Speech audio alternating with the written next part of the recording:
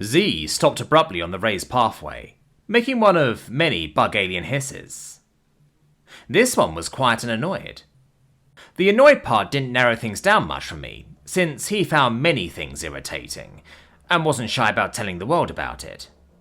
Whichever world we were on at the time, but the quietness seemed significant. I was glad I hadn't bumped into him, and not just because he had the package we were supposed to deliver strapped to his back. I'd volunteered to hold the thing, but he insisted that I keep my hands free since I only had 2 feet, and was that much more likely to fall into the swamp. I'd wanted to argue that, but didn't. "What's wrong?" I asked in an undertone. "Them," Z hissed, peering around a tower of sprouting plants and decaying wood that had once been a massive tree. The path curved off in that direction, blocked from view. I crept forward for a look. Voices murmured. Then something splashed, and people were complaining loudly.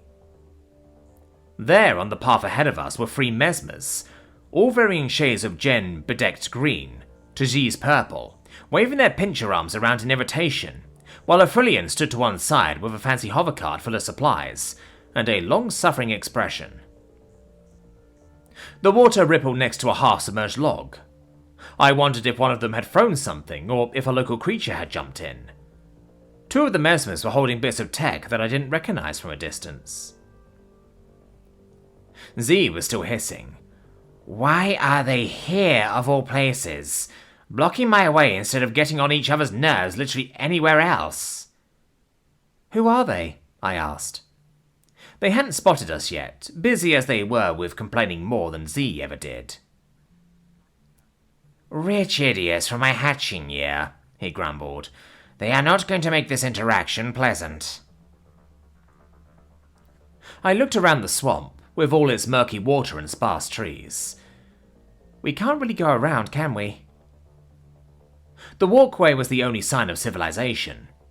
While it was plenty wide for people to pass each other, even with hovercarts, it was the only one in eyesight. There weren't even stepping stones. "No," Z said. "Wading through the water wouldn't do us any good, we'd still be in sight." "I'm not even sure it's shallow enough to wade through," I said, eyeballing the water. It had all manner of algae and alien moss floating in it. "It is," Z told me. "I've delivered here before, but they'll see us either way." "What are they even doing?" I asked. It seemed too much to hope that they'd just leave if we waited a few minutes. Z jabbed a pincher into the soft bark of the stump. "Nature photography, looking for rare specimens with their expensive cameras. Probably on the trail of a shrieking tatawing or hooting fungus." "There's a fungus that hoots?" Z angled his antenna into a frown at me. "It's an animal, just looks like fungus." "Got it." Neither of us moved for a moment, just watching the trio of spangly birdwatchers and their assistant, who probably wasn't paid enough to deal with them. They really did argue a lot. As far as I could tell, the 3 of them were having 2 different debates at once.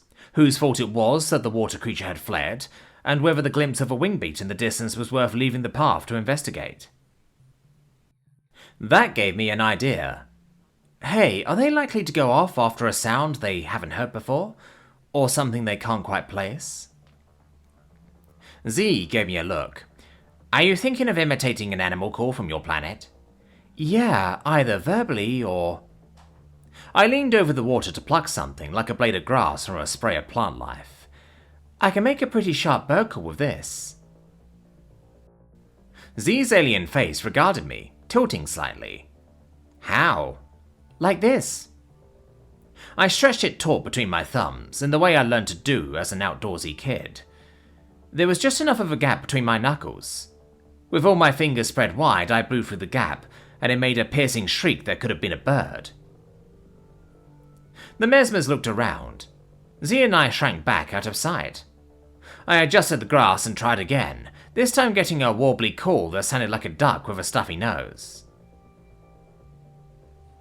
When I held my silence, I heard a heated debate over what kind of creature had made the sounds, and whether they came from the same one or 2 different beasts. But the argument wrapped up quickly with the reminder that they really were here to find a hooting fungus. "Knew it," Z said. "This is worth a shot then." I let the grass flutter to the pathway and laced my fingers together into another childhood favourite. With my hands cupped around nothing, and as airtight as I could make them, I again blew into the gap between my thumbs, this time just the top half. The air circled through into a satisfying hoot. They got very excited at that. "I told you, I caught a glimpse over there. It sounded like it came from more over this way. It must have moved. Hurry before it moves farther out." 2 splashes, then the third, and I was grinning in delighted surprise at Z. The quiet burble of a hover engine reached my ears as the Fullion took the sensible route off-road after them. After a few moments we peeked around the stump. There they went, off into the murk, complaining and shushing each other, and aiming their cameras upward. Soon enough, they were out of sight behind more trees. Z stepped forward. "Well," he said, "that was shockingly successful." "You're welcome," I said happily. We strolled along the empty pathway, with plenty of time to get our delivery there in time. Z said, "You should make those noises on the ship when no one's watching. See if they think an animal got in." I looked at him in amusement. "You're only saying that because you already know what it is." "Yes," he said haughtily, which made me laugh. "I'll consider it," I said, already thinking about what other animal calls I could bring out when my alien crewmates least expected.